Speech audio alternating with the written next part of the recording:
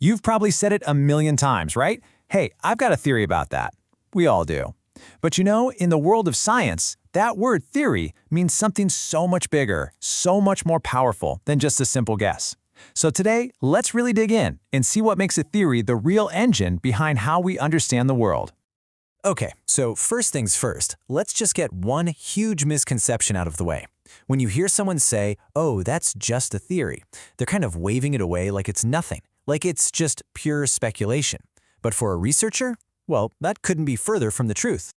And when you see them side by side like this, it's like night and day. In everyday life, a theory is a hunch. It's a gut feeling. But in science, it's the total opposite. It's a systematic, logical explanation built on a whole web of ideas that are all connected. This definition right here is really the key to everything. A scientific theory isn't just some random thought bubble. Nope, it is a carefully built framework that helps us explain the why and the how behind everything we observe, from why people vote the way they do to how social movements start. So, if a theory is this big, important framework, then what's it actually made of? What are its, building blocks? Well, it really helps to think about it like you're learning a brand new language. And honestly, this is the perfect way to look at it. A theory is basically the language that scientists use to make sense of the world and talk to each other about it. And of course, every language needs a vocabulary. In the language of theory, that vocabulary is made up of concepts. These are the essential words, the big abstract ideas that we need to label and describe what's going on. Words like social class, patriarchy, or power. Without these concepts, we wouldn't even know where to start. And you can see here how different theories have their own unique vocabularies, right? If you're using gender theory, you're going to be talking about things like patriarchy and masculinity to explain the world. But if you're using Marxist theory, your key concepts are going to be class and exploitation. Each theory gives you a specialized toolkit of words to see things in a new way.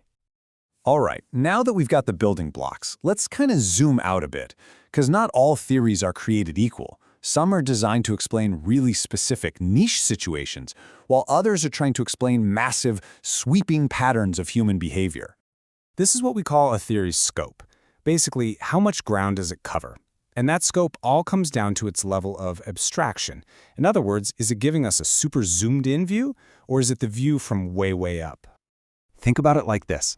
An abstract concept is like looking down from an airplane at 10 kilometers. You see the big picture, the whole concept of humanity, but you can't see the details. A concrete concept is like being on the ground, up close, looking at one specific person, Jim the plumber. Both views are valuable. They just tell you different things. And this is where theories with those really abstract concepts become so powerful. Take the frustration-aggression hypothesis. It's a pretty simple idea. When people are blocked from reaching a goal, they get aggressive. But look at its scope. That one idea can help us understand a fight on a soccer field, why siblings argue, and maybe even some types of crime or political protest. That's a huge reach. Okay, so we've got these incredible frameworks, but where do they even come from? And how do we know if they're actually right? Well, this is where theory and research start their constant dance. They're totally intertwined. And you've got to remember, this is a two-way street. It's a feedback loop. Theories aren't just dreamed up out of thin air. A theory guides research. It tells you what to look for. And then what you find in your research feeds back and helps you make the theory stronger or tweak it, or sometimes even throw it out and start over.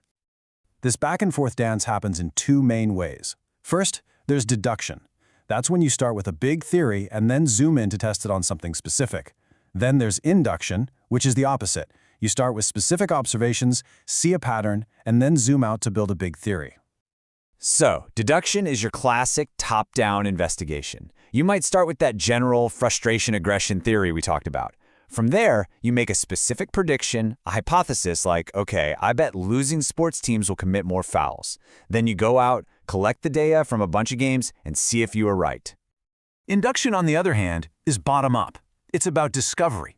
Maybe you're observing different workplaces, and you start to notice something. The employees who feel like they're never listened to, well, they're the ones who end up quitting. After seeing that pattern over and over, you could build a brand new theory linking an employee's sense of voice to whether they stay or go. You build the theory from what you see. So let's bring this all home. Why is this so important?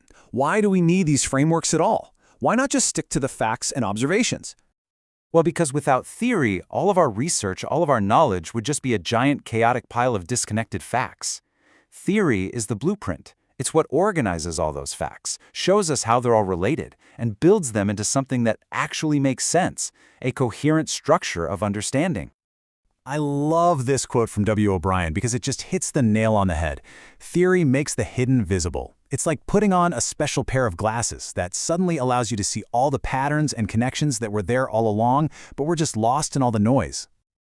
So at the end of the day, that's really what theory is. It's the scaffolding for knowledge.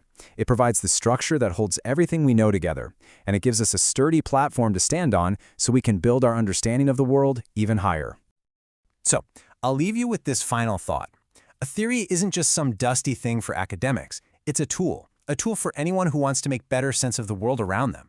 So the next time you're looking at something complex, ask yourself, what are the hidden patterns here? And what kind of framework could help me see them?